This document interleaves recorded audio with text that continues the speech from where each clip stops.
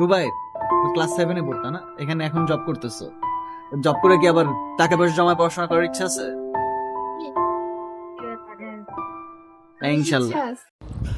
হে viewers, আসসালামু আলাইকুম। Welcome back to unfold stories by Swapnil and Ditisha. আর আপনারা দেখতেই পাচ্ছেন বর্তমানে আমরা আছি ঢাকা মেট্রো রেলে। আর মেট্রো রেলে করে আমরা যাচ্ছি হচ্ছে উত্তরায়। বর্তমানে আমরা আছি দিয়াবাড়ির উপর দিয়ে আমরা যাচ্ছিলাম হচ্ছে উত্তরা জমজম টাওয়ারে। আর সেখানে যাওয়ার কারণ ছিল ইতিশার যে কোনো একটা স্কিন কেয়ার প্রোডাক্ট কেনা লাগবে।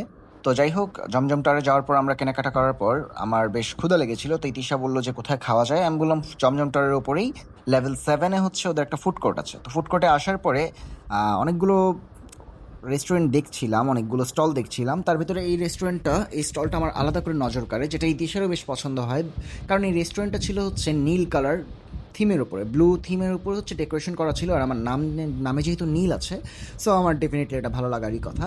আর তার সাথে তাদের যে ডেকোরেশনটা ছিল, তাদের সিলিং ডেকোরেশনটা ছিল টোটালি হচ্ছে ফ্লাওয়ার ডেকোরেশন, সাথে ব্লু কালারের কম্বিনেশন। আর তাদের অ্যাস্থেটিক ভাইবটা আনার জন্য তারা বেশ কাচের এবং মাটির প্লেট দিয়ে নকশা করা, যেটা একদম বাঙালি ট্র্যাডিশনকে ফুটিয়ে তোলে, এরকম প্লেট দিয়ে তারা কিন্তু ওয়াল ডেকোরেশন করেছিল।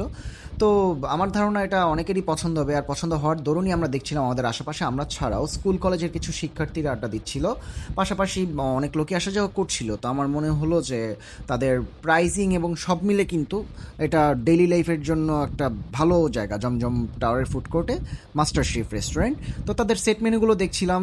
তারপরে অনেকগুলো দেখার পরে আমরা 280 টাকার যে সেট মেনু 2 সেটা আমরা অর্ডার দিলাম। এবং খাবার আসার পর দেখলাম খাবারের কোয়ান্টিটি বেশ ভালো, ফ্রাইড রাইস ভালো অ্যামাউন্টে দিয়েছে, চিকেন ফ্রাইটা বেশ ভালো ছিল, ভেজিটেবলটা একটু সল্টি ছিল বাট ইট ওয়াজ টেস্টি। আর চিকেন মশলা কারিটা অ্যাভারেজ বলবো। আর সাথে হচ্ছে সালাদ দিয়েছিল, যেটা হচ্ছে নর্মাল সালাদ, শসা গাজর আর এটা নিমকির মতো ফ্রাইড নাচোস ওরা বলছে। সো আমার কাছে ওটা আমারই কিছু লাগেনি। So as a normal food court from Zamzam tower আমার কাছে মনে হয়েছে এটা কোয়ান্টিটি বেশ ভালো, তবে কোয়ালিটি আর একটু ডেভেলপ করার সুযোগ রয়েছে। সো ওভারঅল আমি এটাকে 6/10 দিতে পারি। 6/10 will be best review according from me. So যাই হোক, এসব কথা থাকুক, খাবার খাওয়া দাওয়া তো আমরা সবই করলাম। এরপর আমরা কোল্ড ড্রিঙ্কস অর্ডার করি। তো ভিডিওর শুরুতে যে ছেলেটাকে আপনারা দেখলেন, ওর নাম রুবায়েত। তো আমরা হচ্ছে যখন আমাদের খাওয়া দাওয়া শেষ, তখন সে কোল্ড ড্রিঙ্কস নিয়ে আসে, কোক নিয়ে আসে। তারা কোকটা জারে করে আমাদেরকে সার্ভ করেছিল, তো যেটা আমার কাছে বেশ দেখতে ভালো লেগেছে এবং প্রাইসও রিজনেবল, মাত্র 45 টাকা ছিল। আপনারা দেখতে পারবেন জারটা আসলেই।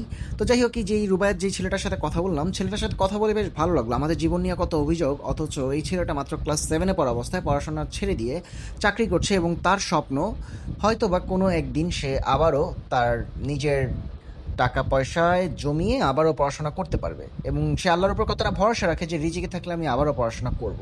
তো কথা বলে ভালো লাগলো।